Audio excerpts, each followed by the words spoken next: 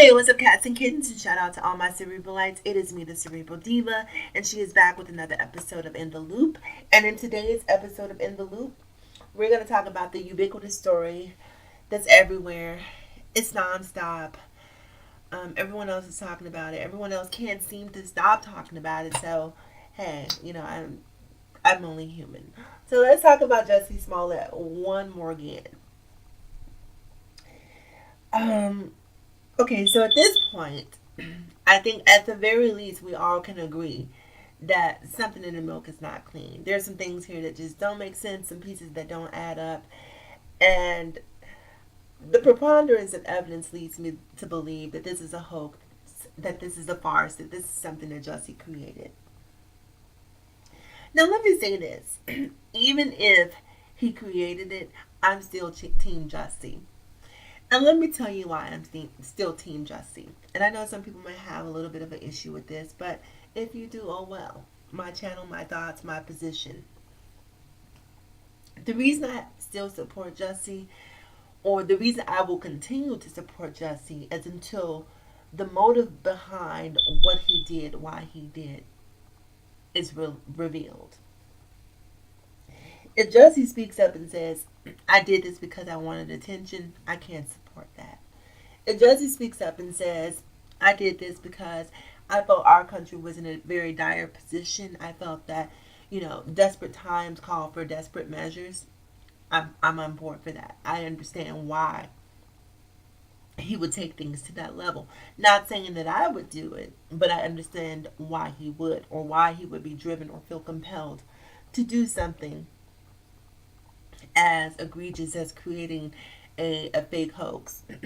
Now, the one reason why I support him, and this may be a lot. I shouldn't say a lot. This may be a hard thing for some people to conceptualize. But one of the things that really makes me want to be Team Jussie is that as a person of color in America, we get lied on every day, every single day. We get pulled over because they say the light on your license plate was not on.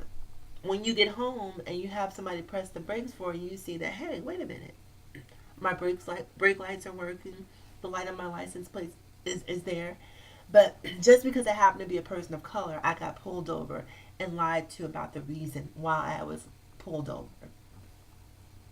If I'm in the store and I'm shopping and minding my own business and spending my good black money, I get followed throughout the store and told, oh, we weren't following you. Yes, you were. Yes, you were.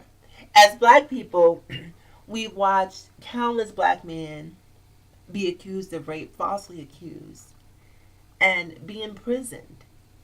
And then you find out 20, 25 years, 30 years later, due to DNA evidence, after petitions and appeals and what have you, that finally they're exonerated and released because a white woman accused them of rape. We've seen it happen so many times. So for Jussie Smollett to flip the script and falsely accuse a white person or a white man, I'm like, okay, that's different. Never thought of that one. So, is it the right thing to do? Absolutely not. But I don't really think it's that big of a deal because it happens to me on a daily basis. And if I have to swallow that jagged pill, then so be it. Everyone else should have to do it too. So kudos to Jussie for changing the game. Here's my criticism of Jussie. You work with some of the best writers in Hollywood. You have access to some of the best actors. Why would you what made the whole thing implausible for me was some of the added embellishments, the MAGA hats, ski mask and hats. What else was it? The bleach. Who carries around bleach at night? The rope. Who conveniently has a rope at night? So all of these things made it less plausible for me. And having worked with Lee Daniels and again some of the best writers in Hollywood, one would think, because this ordeal, this alleged attack really read like an episode of Empire. Like, this is something that you would see on TV. This is not something that happens in day-to-day life. Typically When you have a racist interaction, it is something that is spur of the moment. It's not necessarily something that's contrived. So, yeah, so that made it a little hard for me to believe. But having said that, whether Jussie is lying or not, I'm still Team Jussie. Again, whether or not I waver from that position is really contingent upon the motive behind why he did it. That's really what I'm waiting to hear. Because at this point, it's pretty clear to me. And also, you know what? Ava DuVernay made a really, really good point that I read online the other day. And she said something to the effect, and I'm paraphrasing here, people, that why would we take the word of the Chicago Police Department given its track record?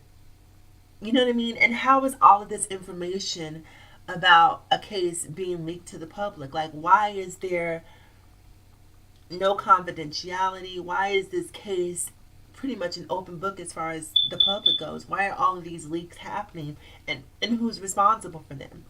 That in itself should be investigated.